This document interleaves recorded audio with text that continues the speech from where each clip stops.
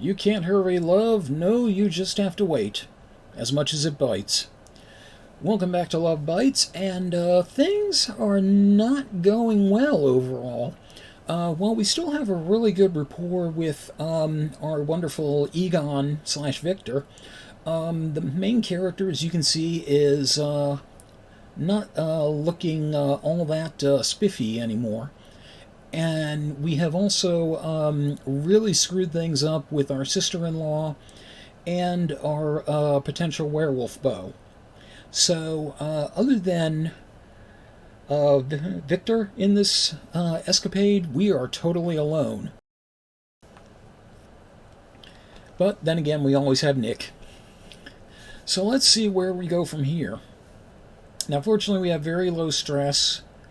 We have lots of energy, or we will have a lot of energy at the end of the week. We're not doing much as far as the cafeteria clerk stuff goes.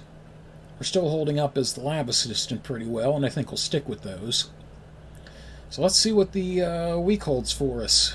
And let's see if we can get some vitamin C while we're at it.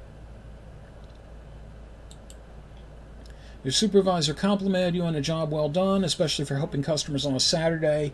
The only thing is, you don't work on Saturdays. Okay. It is early morning when you feel a slight vibration coming from your phone. You look at the number, and for a moment you are trying to figure out who it is, then see that it is from the doctor you went to. Good morning. That will depend on what you found out. Oh, we're getting all snippety. Well, it is a bit of a mixed bag there. Every test we ran came back negative. As far as I can determine, you are a healthy individual. Really? Are you saying that I lied? Oh, and she's getting, pissed off expression there. I never said that. There are instances where something is going on, but conventional tests may not detect it or even know what to look for. So we leave it up to blind chance? Unfortunately, yes. We will have to keep going until we find... Suddenly feel spasm run through your body and you momentarily lurch forward. This involuntary moment also causes your hand to squeeze and you crush your cell phone as if it was made out of tissue paper. Yeah, we're doing great.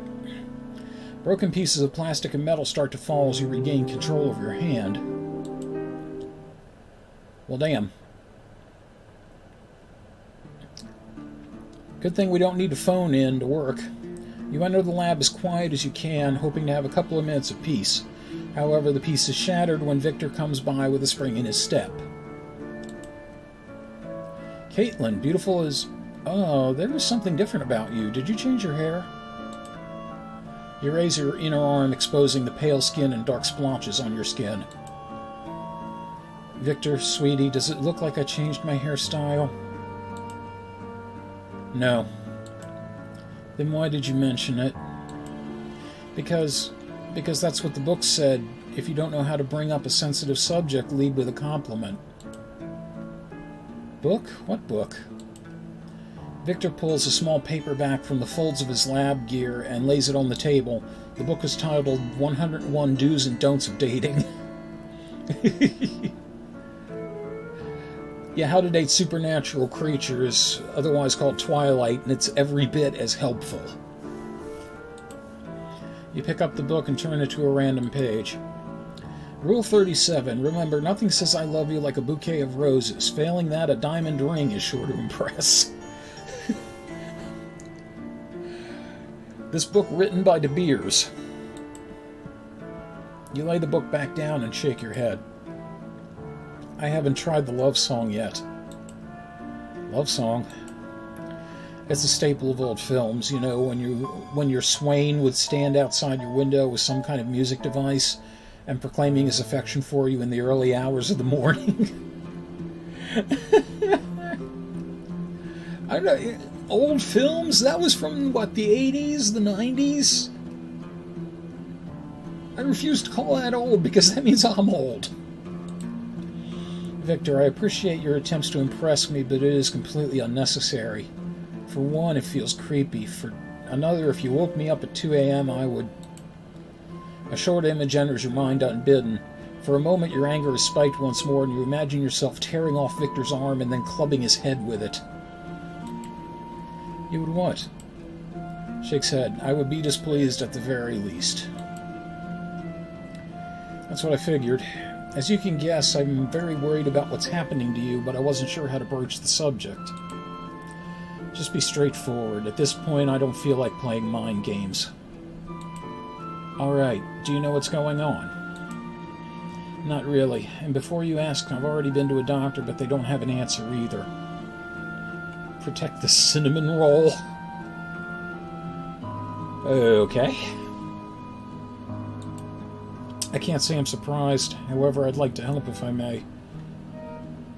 Oh shit, did I skip a line?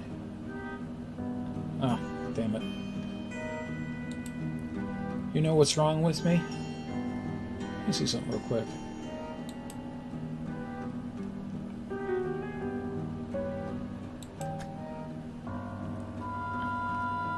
Sweet, pure character? Oh, okay. I thought it had something to do with her hair. I was trying to see if I could go back and check out dialogue, but sadly I can't.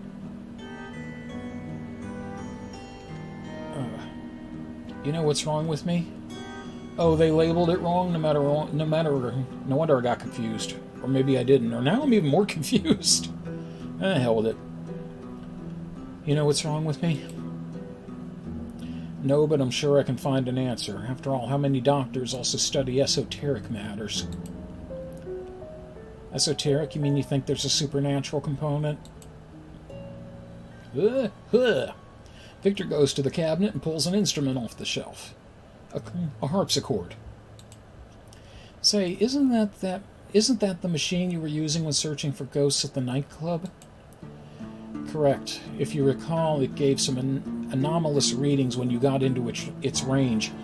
At first I thought it gave a false reading, but now I'm not so sure. So you want to give it a try? If you don't mind, first let's test it on me. Up stud finder, beep, beep, beep, beep. Victor turns on the machine and runs his hand near it. The screen is filled with a variety of colors and emits several beeps of varying tone and pitch. Is that normal? For a healthy individual, yes. And now you. He raises the meter in your direction, and once more the screen goes dark, a single red line lies flat, and it gives off a monotone sound. Well, I hate to tell you, but this scanner is flatlined. I take it that's not good. You normally only see it in the presence of those who've passed on. What you mean is dead, in the presence of those who died, except there's one problem. I'm not. You find yourself unable to say the words and give Victor a tight embrace. No, you're not.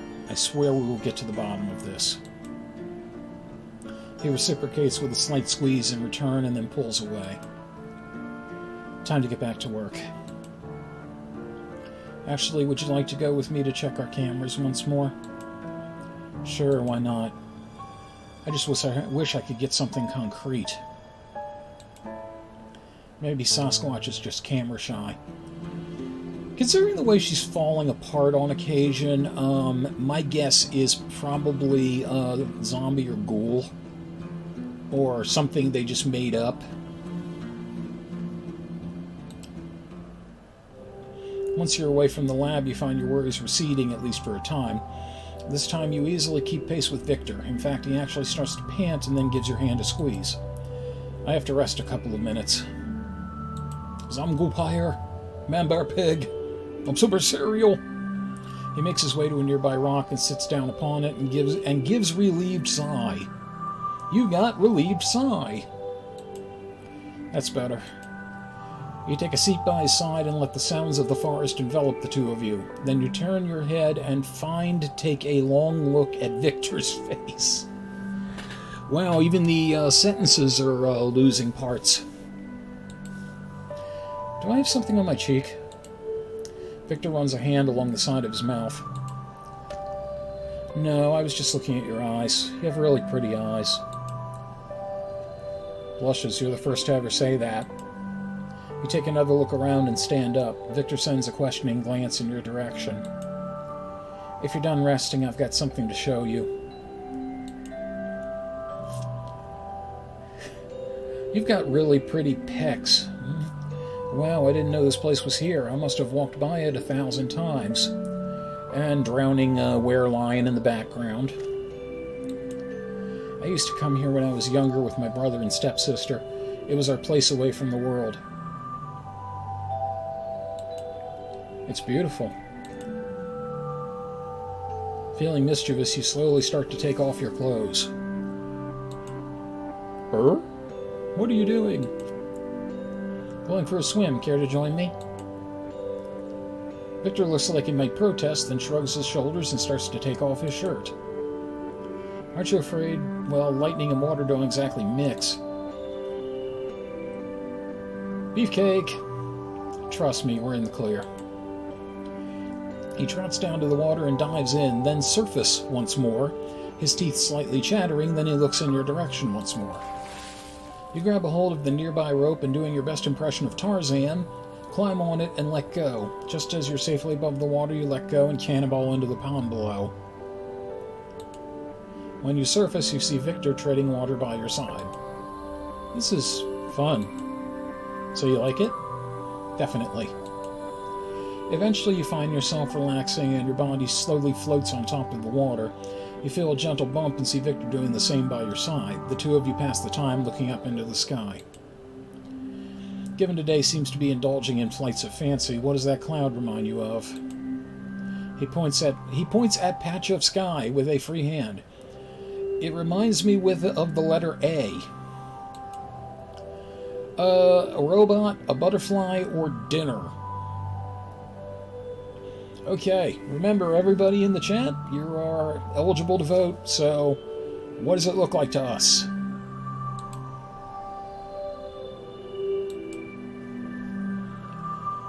Butterfly. How many people we have in the chat right now anyway?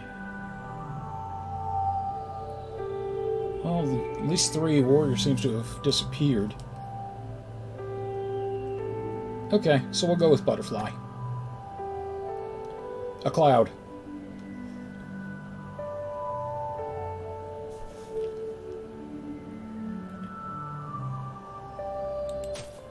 A butterfly. A butterfly. Yeah, it makes me feel so free just looking at it. I know what you mean. Except you know he doesn't. For some part of you knows a change is going on, and you don't know when it will break free, much as a butterfly from a cocoon. I almost said raccoon. You know how butterflies are born from raccoons? That's why you had those giant moths in Raccoon City in Resident Evil. You twine your fingers into Victor's and spend the rest of the afternoon lying back on the calm water. There was a 2-second delay in your reflection in the mirror. When you brought it to his attention, Victor was pleased since the delay had been up to 5 seconds before your arrival on the job. Okay then. To die, to sleep, or chance to dream, you are, just as you are about to pass out, you remember that you can never stay awake thinking of Shakespeare. Your eyelids feel very heavy. You blink several times, but the energy just drives you further into drowsiness. Blackness descends as you decide to rest up before exercising your eyes again.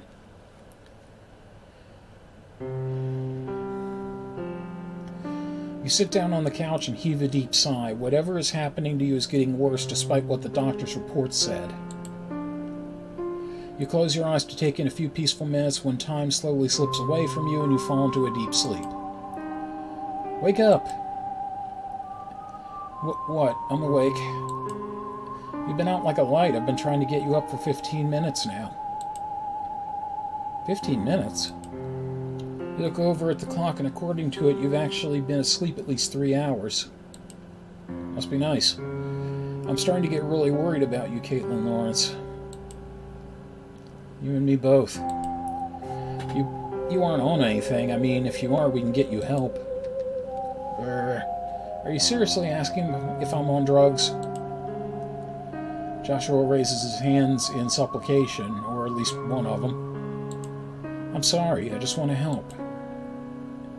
I know, Dad, but there isn't anything you can do. Are you sure? I mean, have you seen a doctor? Already did. What did they say? You dig through your belongings and pulled out a crumpled up scrap of paper, a summary of lab results from your previous visit. They could find nothing wrong. Really? Are they blind? I mean, you're ice cold. Joshua lays his hand across your forehead for emphasis. For a moment it feels like a match was applied to your skin, but this fades as you realize your stepfather's hand is definitely warmer than you. I was getting ready to call an ambulance. I think I still should. However, you don't really pay attention to Joshua's words. Instead, you go up to the nearest mirror, stand less than an inch away.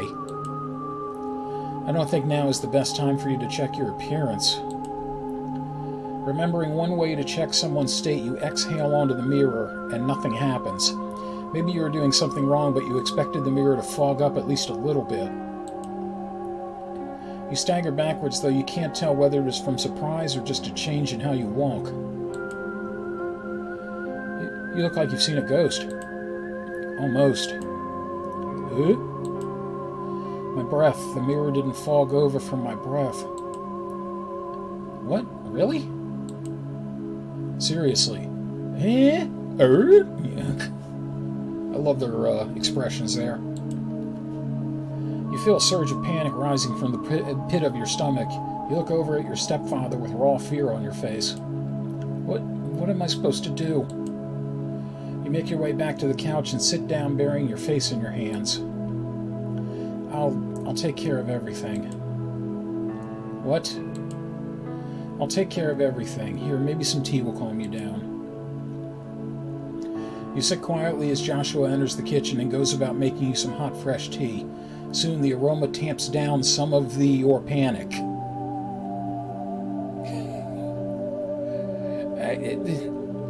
Some of your panic. After a few more minutes pass, he puts a really warm cup in your hands. You look down at the drink and swirl it around. Is it straight, just like you like it? You curl up on the couch and slowly drain the cup. Joshua sits close by, and that's when you notice him glancing at the kitchen. You follow his gaze, see several medicinal-looking bottles on the counter. Uh-oh. What? Before you can finish speaking, your eyes feel very heavy and you pass out. Thunk, thunk. You open your eyes with a slight pounding in your head. You try to look around but find everything is sideways. From your initial glance, you appear to be in the cemetery. You already got an open plot there. If you're digging, I don't know why.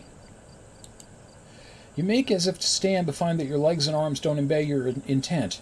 However, this isn't due to them acting on your own, but rather the fact they are tied together by duct tape. Yeah, see? You know, turning into an undead monstrosity, there's nothing duct tape won't fix. Thunk, thunk. You wriggle around till you manage to sit on your butt. Ahead of you, from an open pit on the ground, you see a shovel rise and fall, and your stepfather is the one wielding it. Joshua mumbles to himself. It isn't right, but the last thing I can do is make sure Caitlin Lawrence rests in peace. A wave of anger at this betrayal surges through you, and you find yourself snapping your bonds as if they were tissue paper. You have a few minutes to figure out what to do next.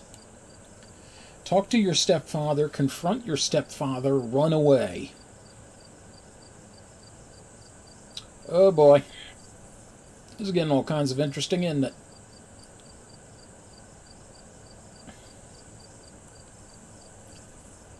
Well, folks. Okay, we have 1 for talk, 1 for run away. 2 for run. Take the flock of seagulls method. Got it.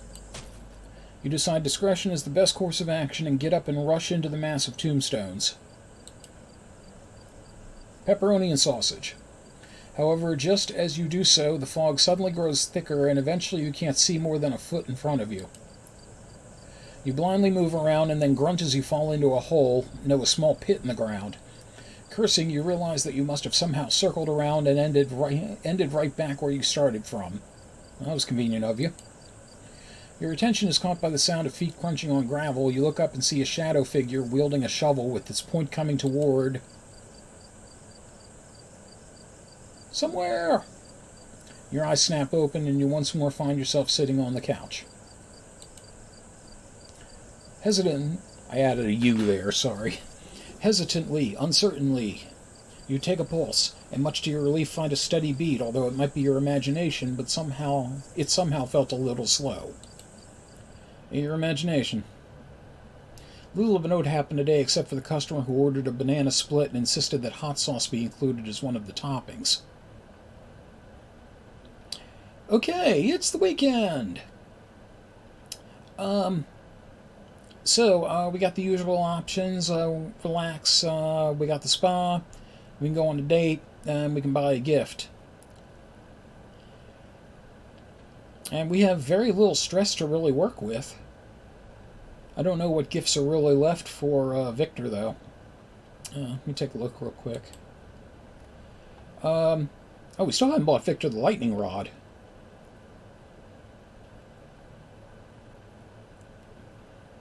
Yeah, I realize that now.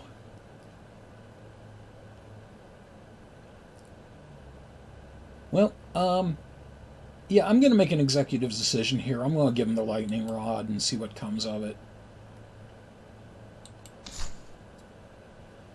Nerd alignment, up to 5. How sweet. You know how to get the perfect gift. When in doubt, you can't go wrong with more power.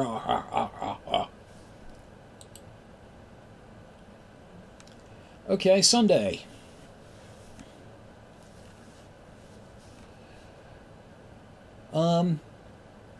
Yeah, since we don't really need to boost up energy or reduce stress, I think the best thing probably is we can just do a date. I mean, it'll reduce the rest of our stress, and maybe we can get some extra brownie points with Victor.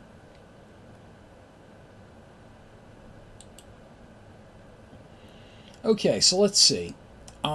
We have been to the amusement park. We have been to the movies. So I don't remember if we went clubbing or not. I know we haven't been to the beach. Oh, we did go to the beach? Oh, that's right. We made a sandcastle, didn't we? Okay. Well, I guess it's clubbing this time, isn't it?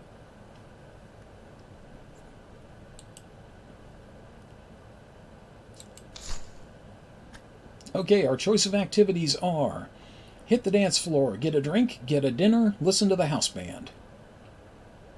What shall we do? Of course he is. He had that outfit originally, too. That's his go-out outfit. He is working for the weekend. Okay, one for dinner? Yeah, this is true. We'll just have water with dinner, thanks. Okay, it is dinner. Dinner went swimmingly with Victor, though his attempt at dinner conversation needed improvement. Over the course of 15 minutes, several people asked for new tables, as he excitedly talked about the best way to dissect a chupacabra in explicit detail. Which is kind of screwy, because he has a chupacabra in his lab. And we got a social alignment bonus. We are in good with our bow. Okay, I don't really think we need to change anything. So let's go ahead and save. And head into week 8.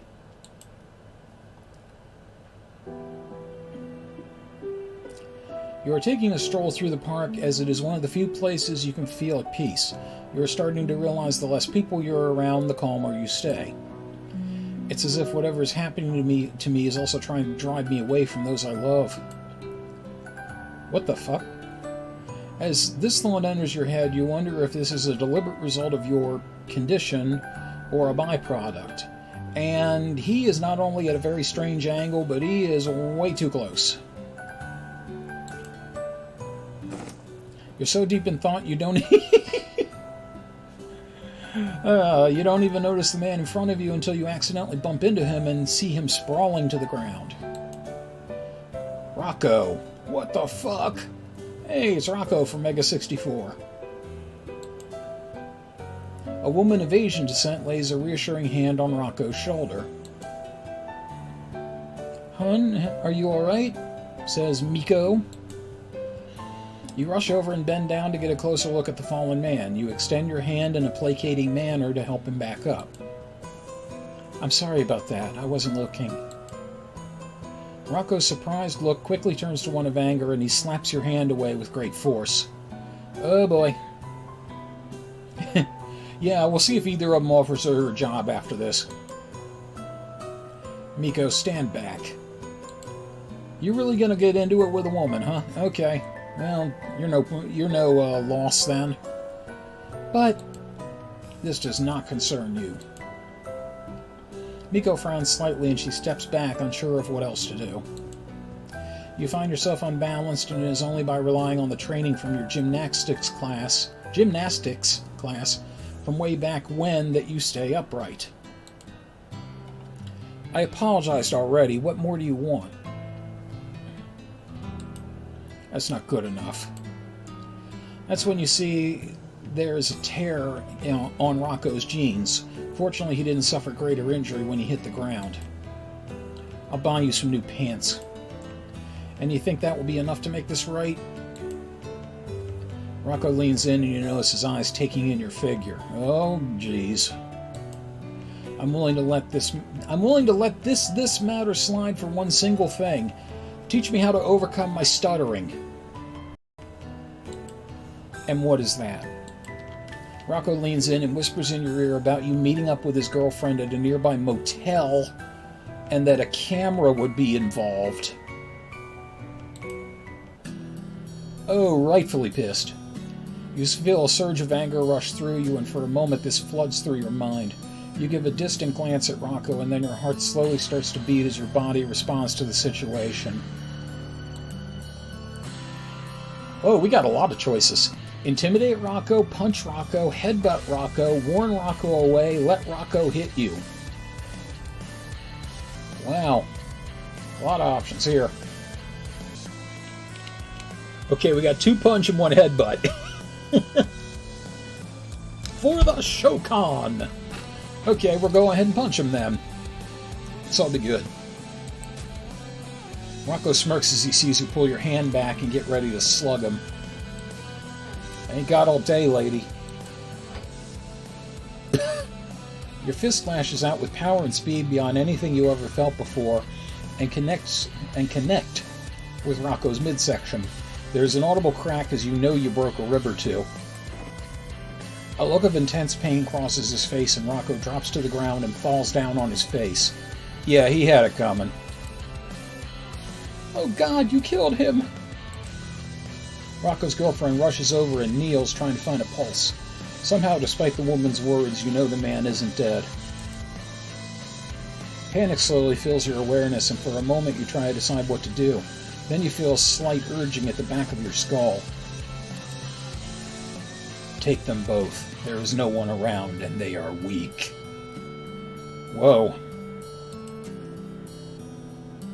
You bite your lip and instead make your escape. Shit.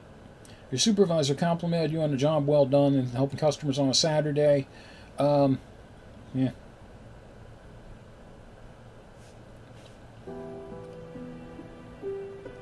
You enter the lab, and the first thing you notice is a strong, musty smell of old sweat and unwashed socks.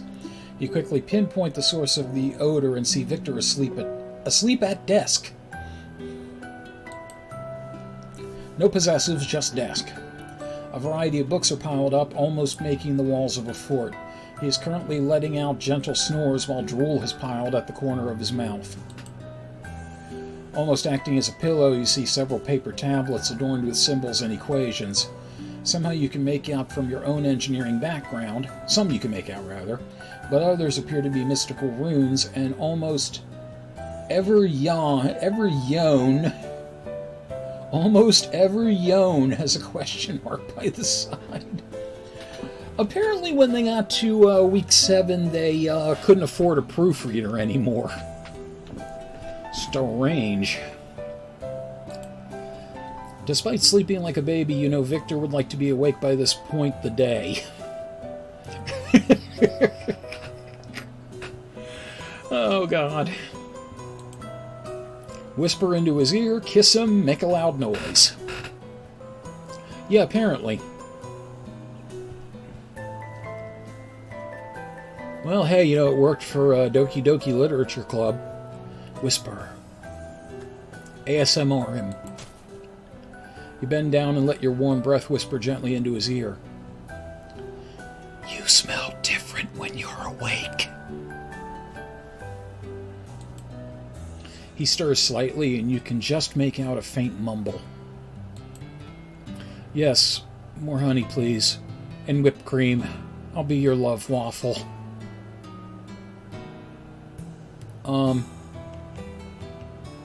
Is he dating like someone from Dairy Queen? What the fuck? He let out a slight giggle and Victor's eyes warily open. Morning. What time is it? Long enough. What time is it? Long enough. Yeah. How are you feeling? And should I put honey and whipped cream on the order form? Blushes.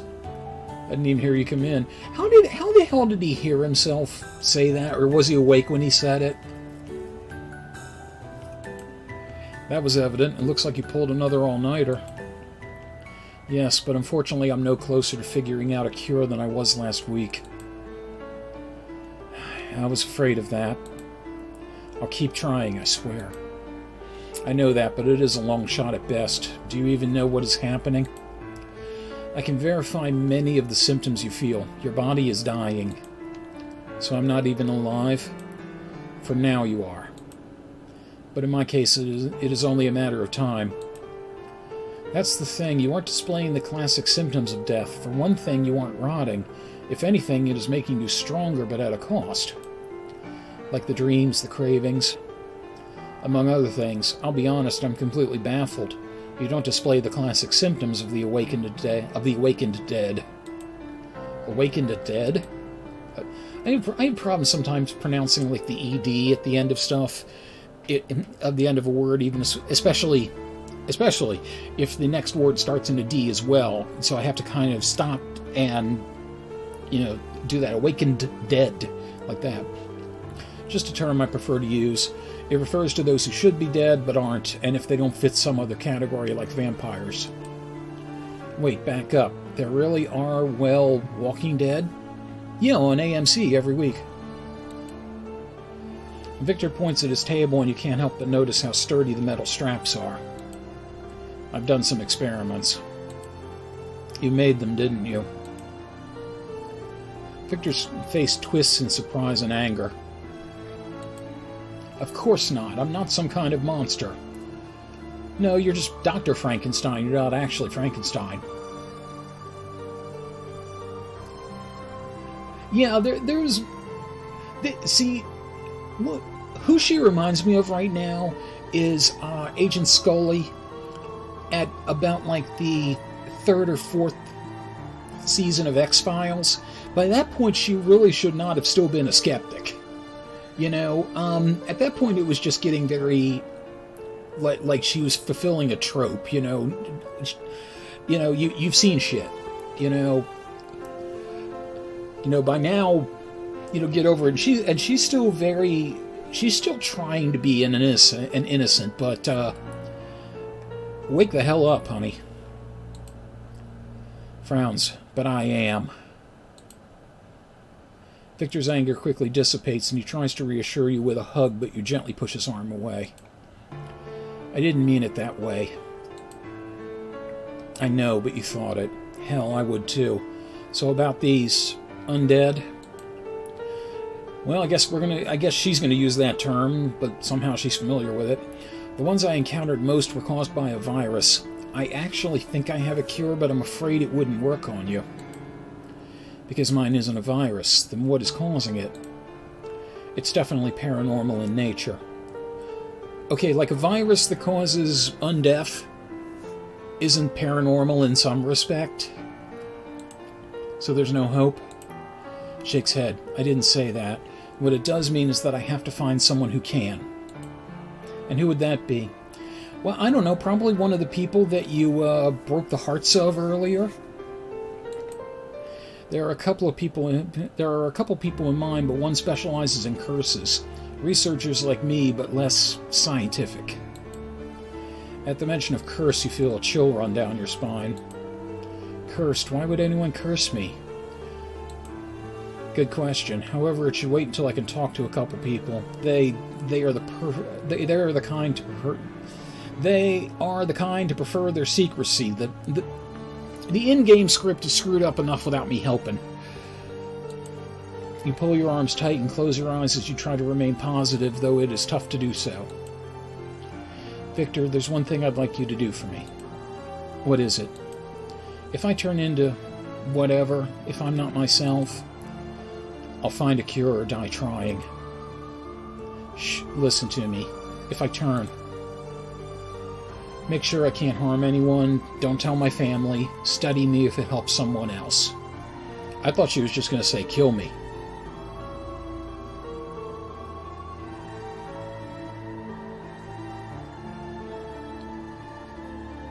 Make sure I can't harm anyone. And that increased our social alignment somehow. Promise me you'll make sure I won't hurt anyone. Caitlin, that's a lot to put on me. Promise me there is no reason someone else should suffer from whatever I've become.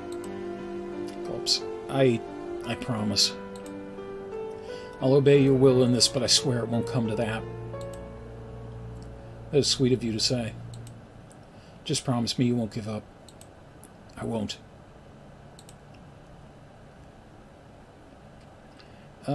Every time you counted chemical bottles, the number kept increasing. After the 10th incident of this, Victor said that a gremlin was probably loose in the lab and pay it no mind.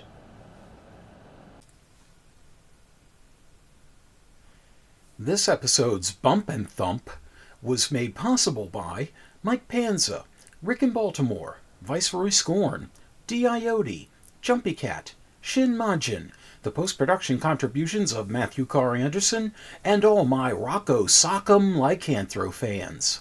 Thank you very much for your continued support. Until we game again.